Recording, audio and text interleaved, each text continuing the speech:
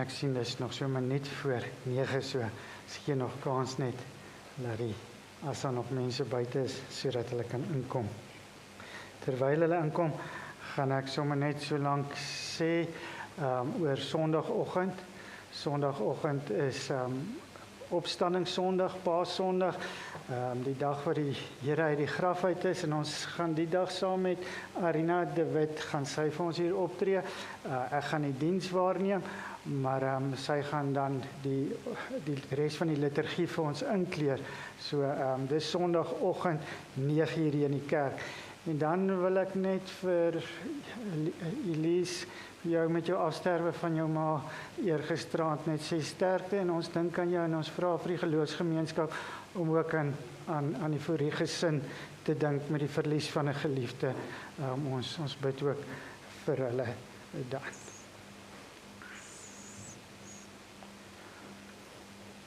As u besoekers is, baie welkom aan u almal. Jy is welkom om koms na die diens saam met ons 'n koppie tee of koffie te kom drink. So asseblief, kom vertel vir ons van waar af is jy en kom kuier sommer saam met die broers en susters in die geloof van Skeerpoort. So julle is almal baie welkom.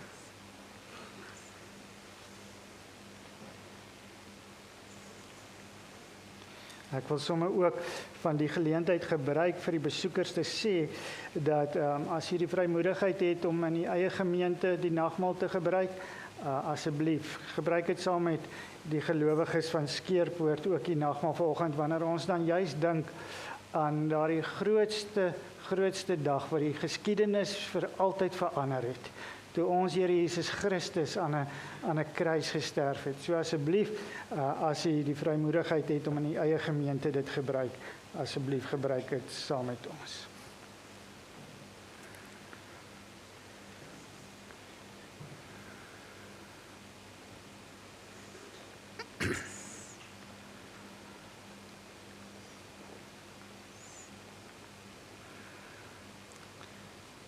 Hier is nog plekke vorentoe as julle wil deurskuif vorentoe.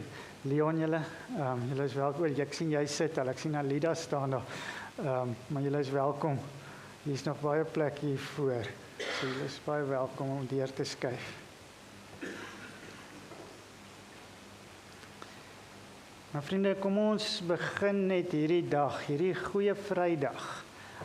Kom ons begin dit net deur vir 'n oomblik stil te word en net te dink, maar hoekom is ons vanoggend hier saam? Kom ons buig die hoofde.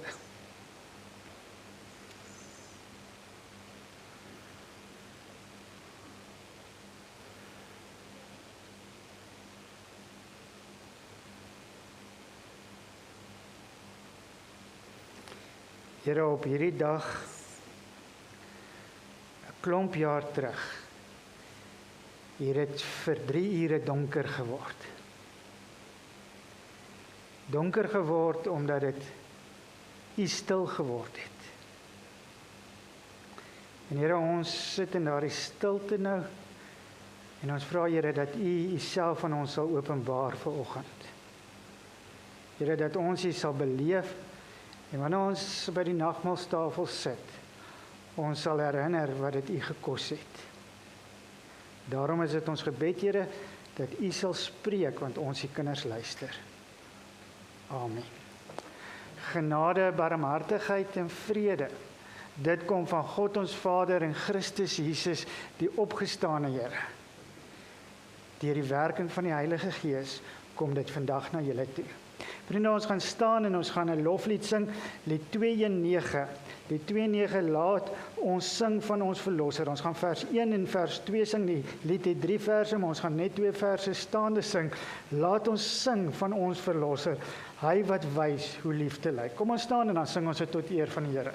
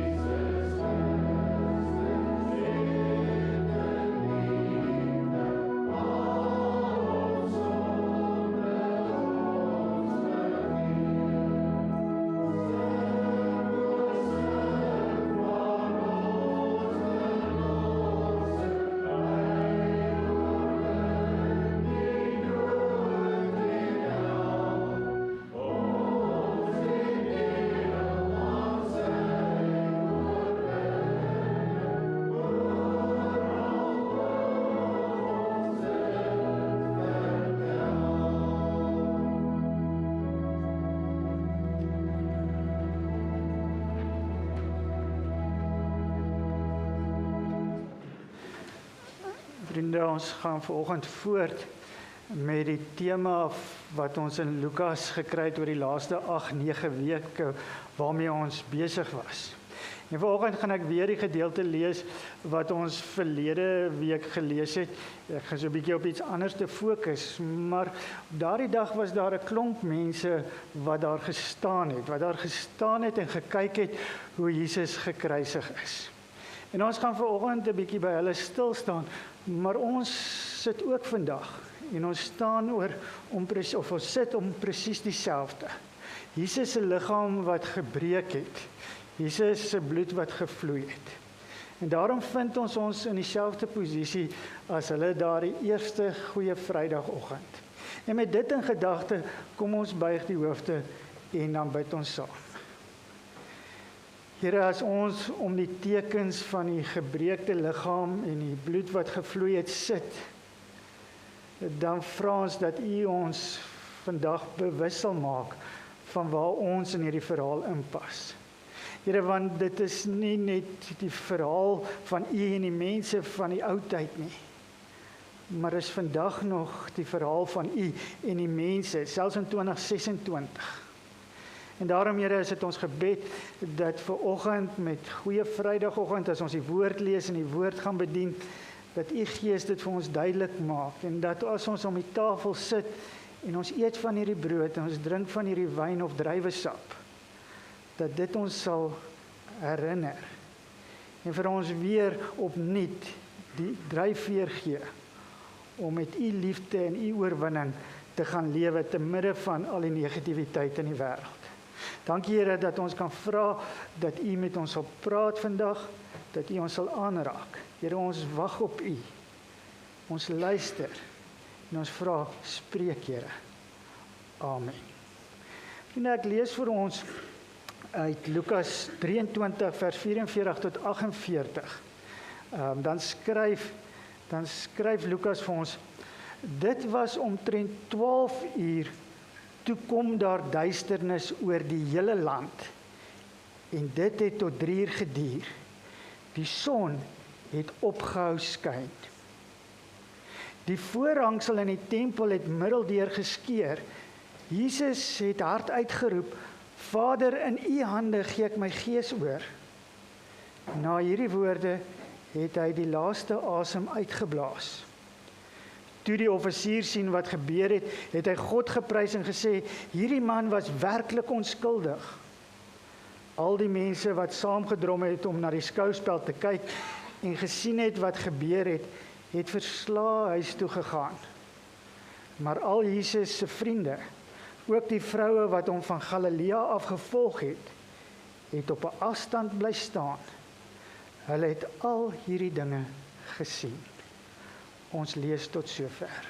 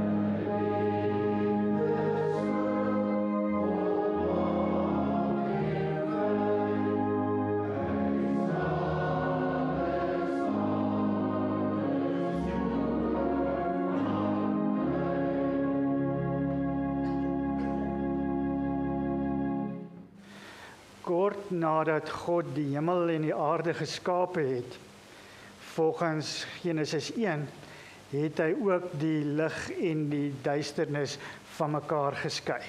Genesis 1 vers 3 en 4 het gesê God, laat daar lig wees, en daar was lig. God het gesien die lig is goed, en hy het die lig en die donker van mekaar geskei. God het die lig toe dag genoem, en die donker het hy nag gedoen. En sedert daardie tyd wat God dit gedoen het, beweeg die wêreld tussen lig en donker. Elke dag word ons daaraan herinner, want soos die aarde draai, is daar elke dag ongeveer plus minus 12 ure lig en 12 ure donkerte. En ons lewens getuig hiervan, want ons lewe nie net tussen die lig en die donkerte, wat ek bedoel tussen dag en nag, die fisiese dag en nag nie, maar ons beleef ook in ons lewe somtyds lig en somtyds donkerte. Want ons almal beleef seisoene van sekerheid, maar ook seisoene van twyfel. Oomblikke wat God naby voel, maar ook tye wanneer God stil is in ons lewe. Jy sien, daar is dae wanneer alles vir ons so helder is en alles vir ons sin maak, daar wat gebede maklik kom en dat hoop so natuurlik voel. Maar dan is daar dae wat niks in hierdie wêreld sin maak nie, waar God stil is en die wêreld donker voel. Want wanneer God stil word, word die wêreld vir ons donker. En dis wat by die kruisiging gebeur. Want ons teksgedeelte begin vanoggend in vers 44, dit was omtrent 12 uur, toe kom daar duisternis oor die hele land. En dit het tot 3 uur geduur. Die son het opgehou om te skyn. Toe Christus sterf aan die kruis, toe word dit donker. Toe God se stem stil word, toe hou die son op om te skyn. En dis seker die grootste herinnering dat God nog steeds die hele wêreld in sy hand het. Want as dit nie so was nie, sou die son nie vanoggend opgekom het nie. Maar God is teenwoordig. So seker as wat die son vanoggend opgekom het, is hy teenwoordig. Al beleef ons soms in ons lewens dat hy stil is. Ja, die wêreld om ons geraas rondom ons en binne ons is daar dikwels geraas, maar in ons verhouding met God en ons geloofslewe voel dit soms of hy stil is. En wanneer die stilte kom, dan voel dit of dit om ons donker geword het. En daarom is die donkerte daar op Golgotha, daar die eerste Paasvrydag, was dit nie net fisiese omstandighede nie. Dit was nie net die son wat opgehou skyn het nie, maar dit dien ook as 'n spieël vir elke gelowige. Want wanneer die donkerte jou tref, dan wys dit vir ons wat in jou hart lewe. Want kyk mooi na die mense wat daardie dag om die kruis bymekaar was. Ons lees daar in vers 48, leer ons van die skare wat saamgedrom het. En hulle is verslae, sê ons teksgedeelte, oor dit wat so pas gebeur het. Hulle besef, iets het nou net gebeur en dit moes groot gewees het en hulle kan by hulle self indink, maar iets moes vreeslik skeef geloop het, so skeef dat dit donker geword het wanneer die son eintlik moet skyn. So iets het skeef geloop. Hulle besef dit. Maar wat doen hulle? Ons teksgedeelte sê vir ons, hulle gaan huis toe. Die oomblik raak die skare, maar dit verander hulle nie. En dit is dalk die tragedie van baie gelowiges vandag.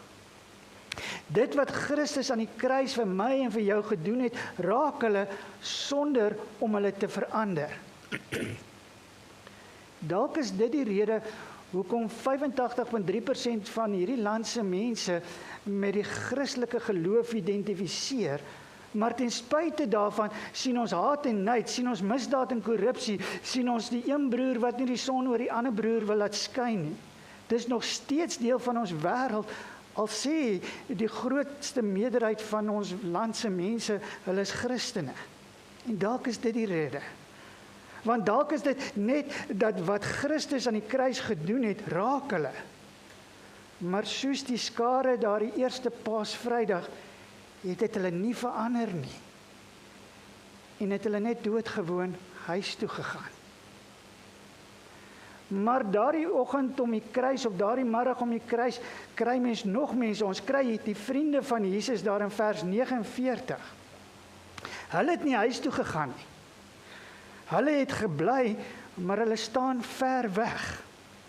Gelowiges wat kyk, maar nie nader kom nie. En dalk is dit ook waar van soveel Christene in ons land vandag en selfs in die kerk. Hulle kyk van ver af. Hulle sien die hartseer en die nood van hierdie wêreld raak. Hulle sien die onreg wat gepleeg word elke dag. Hulle sien hoe op mense wat nie 'n stem het nie, waarop hulle getrap word. Maar hulle bly op 'n afstand. Hulle wil nie betrokke raak nie. En weer eens is dit dalk die probleem in die wêreld. Jy sien, ons sal oor alles praat in hierdie wêreld. Ons het 'n opinie oor alles wat aangaan in die wêreld. En sosiale media maak dit vir ons maklik, want ek kan my daar sê sonder om enige verantwoordelikheid daar te aanvaar. Jy sien, ek het 'n opinie wat ek kan lig. Dit is vryheid van spraak. Maar betrokke raak nie maklik nie. Ons het elke verskoning in die boek hoekom ons op 'n afstand bly. Ek het nie die tyd nie. Ek het nie die kundigheid nie. Wat sal ek nou tog daaraan kan doen? En so kyk ons soos Jesus se vriende van oud, van ver af, sonder om nader te kom. Maar dan kry mens nog 'n persoon daar om die kruis. En dis die Romeinse offisier, vers 47. Nou, hy was 'n man van geweld gewees. Hy was 'n man wat onreg gepleeg het, wat mense onderdruk het, wat mense se lewe geneem het. Hy was nie deel van die Joodse godsdienstige gesagsstrukture nie, die Engelse woord, die Joodse establishment nie. En omdat hy nie deel daarvan is nie, is hy maar eintlik, skoon tog, 'n buitestander en 'n heiden. Maar dit is hierdie heidens offisier wat bely. Hierdie man was werklik onskuldig. En hy prys God, die heidense offisier. En die lig breek deur daar waar mense dit die minste sou verwag het, daardie oggend toe dit donker geword het. Met ander woorde, verwag jy nog in jou donkerste oomblik, wanneer jy beleef dat God stil geword in jou lewe, verwag jy nog dat God se lig gaan deurbreek en vir jou die antwoorde gee? Verwag jy nog dat God die onmoontlike kan en gaan doen?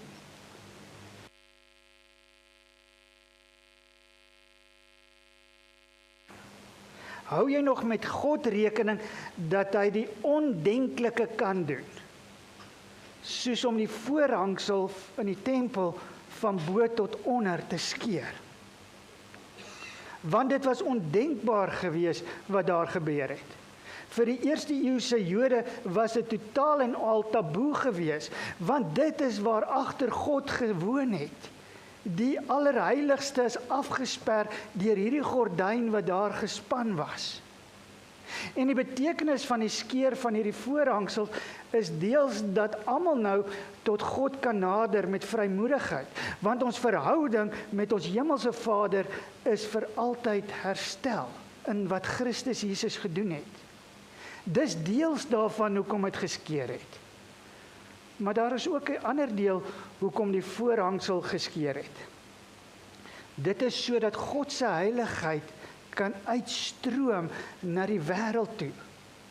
Want God het nooit bedoel dat die heiligheid, sy heiligheid, op een plek gesentreerd moet wees, soos wat die Jode gedink het nie. In Christus Jesus het God elke hoekie van sy skepping weer teruggeëis. God se heiligheid word nou nie net meer afgesonder nie, soos wat die eerste eeuse Jode gedink het nie. Dis waar mens vir God sou kry in die tempel. Dis waar hy gewoon het, daar agter die gordyn wat daar gehang het, onder ons beheer. Maar nou het die heiligheid deurgebreek deur die grense wat mense daar gestel het. Jy sien, dit was nooit God se bedoeling dat dit net op een plek vasgevang moet word nie.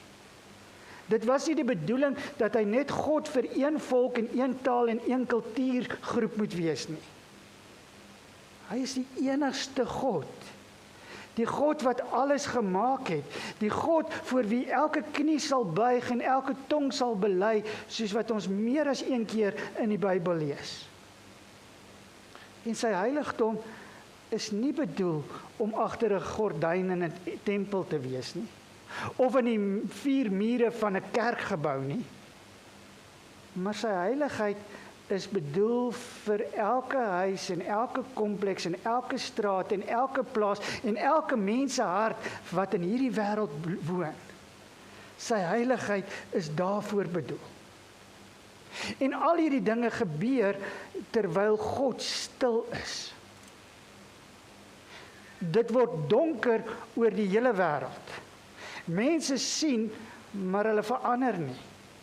Vriende bly op 'n afstand en raak nie betrokke nie. Die lig breek deur vir 'n heidense offisier. God breek die grense af. Dit alles gebeur terwyl dit donker is, terwyl God stil is. Jy sien vriende, wanneer God stil is, mag dit voel of die donkerte wen.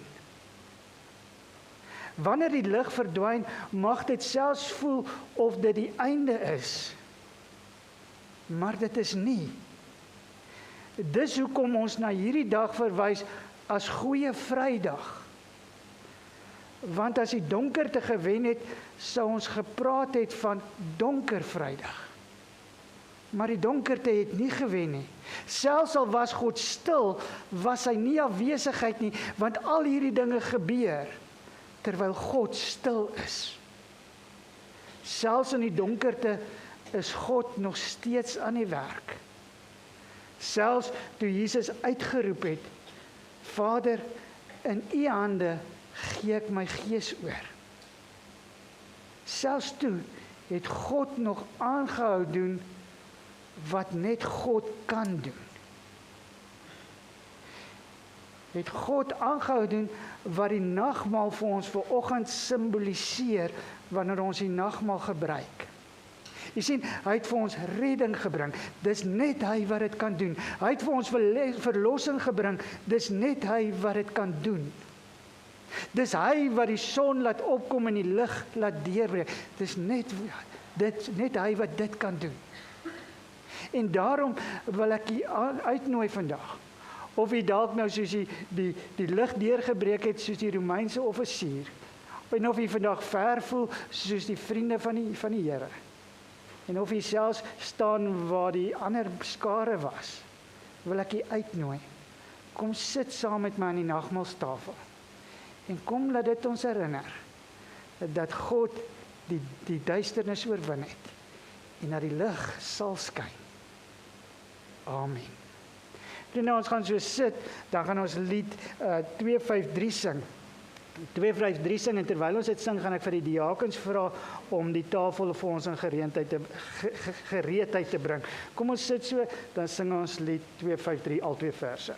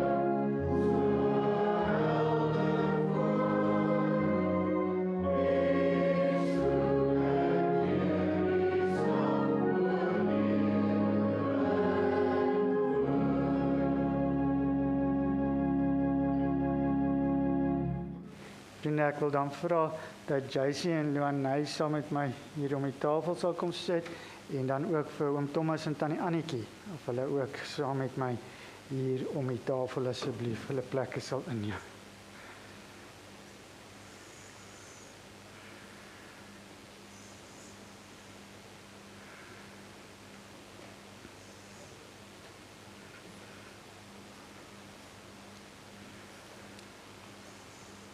Dankie, hulle kan sit. Dankie, hulle kan sit, JC. Vriende, ons gaan die nagmaal uitdeel. Ek wil net vra, is daar iemand wat uit die groot beker gaan drink vir oggend? Of hulle net met hulle hande kan vir ons aandui. Lyk nie so nie. Vriende, en dan die middelste glasie, die gereelde lidmate weet dit al, maar vir die besoekers wat ek dit weer sê, die middelste ringetjie glasies is druiwesap, sou jy verkies om eerder die druiwesap te gebruik, dan is jy welkom om van dit te kies. Ons gebruik is ook dat ons dit uitdeel en as almal die brood en die wyn het, dan stel ons dit in en daarna dan gebruik ons dit saam as gemeente, as gelowiges.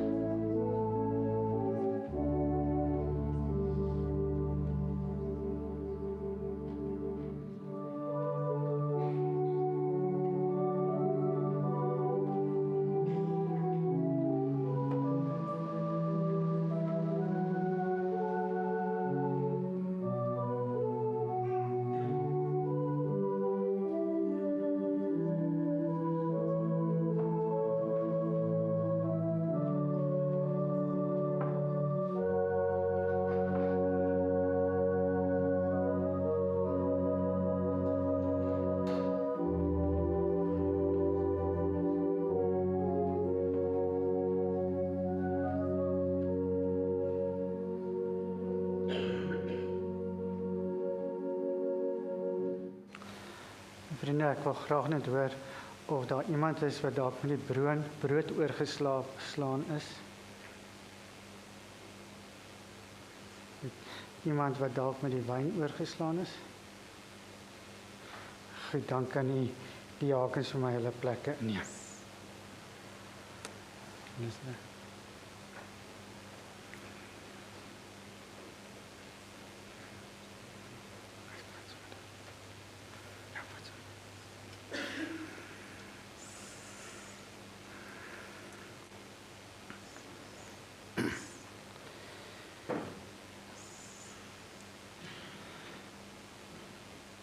Vriende, in die nag wat ons Here Jesus Christus oorgelewer is om gekruisig te word.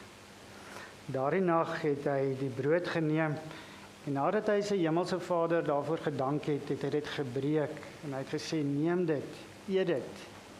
En elke keer as julle hiervan eet en julle dit doen, dink daaraan wat ek vir julle gedoen het.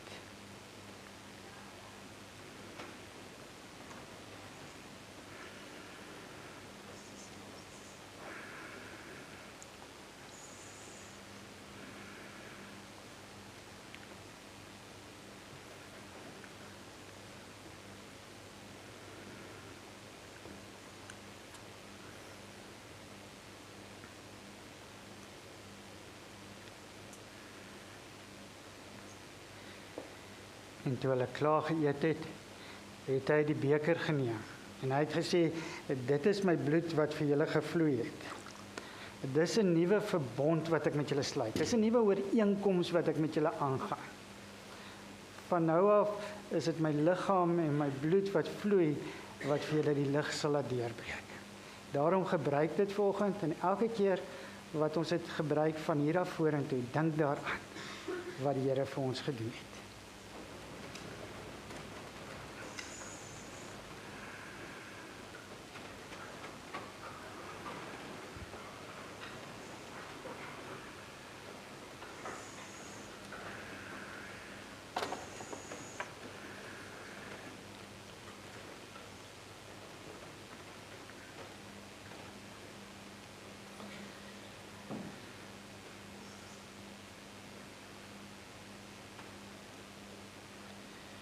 Here, dit wat begin het as 'n donker Vrydag, het 'n goeie Vrydag geword.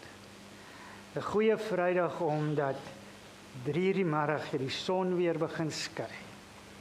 En ja, hoewel die Saterdag 'n stil Saterdag was, weet ons dat die Sondag het gekom en die graf was leeg. En al gebruik ons dan vanoggend die brood en die wyn as 'n teken vir wat hy vir ons gedoen het, leef ons elke dag met die opstanding, want die son het deurgebreek. Die lig skyn. En dan word dit soms om ons donker. Dit help ons om vas te hou. Vas te hou in ons belydenis, vas te hou in ons geloof. Dat die son sal wel weer skyn. En dankie Here dat ons op hierdie manier dit vanoggend kan herdenk. Gelowiges, families, gesinne, broers en susters in geloof saam. Om weer herinner te word aan toe het donker geword het, maar die son weer begin skyn het. Here, help ons ook as ons hier uitgaan, dat ons dan in hierdie tyd dan ook u lig sal weer kaats. Want u is die groot lig wat skyn in die donker. Here, ons vra dit in Jesus naam. Amen.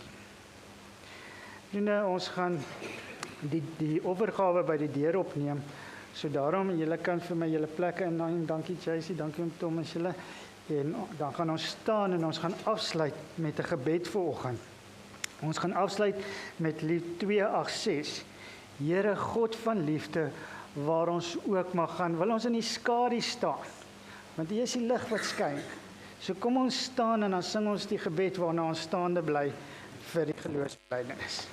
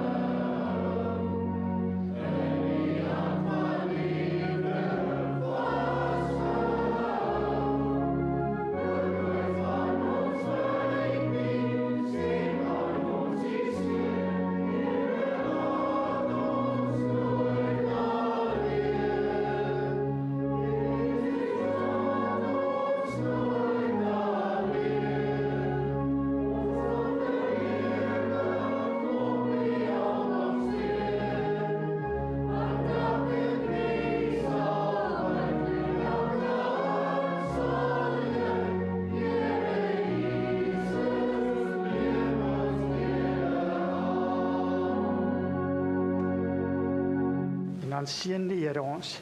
Die Here sal julle seën en julle beskerm. Die Here sal tot julle redding verskyn en julle genadig wees. Die Here sal julle gebede verhoor en aan elkeen van julle sy vrede gee.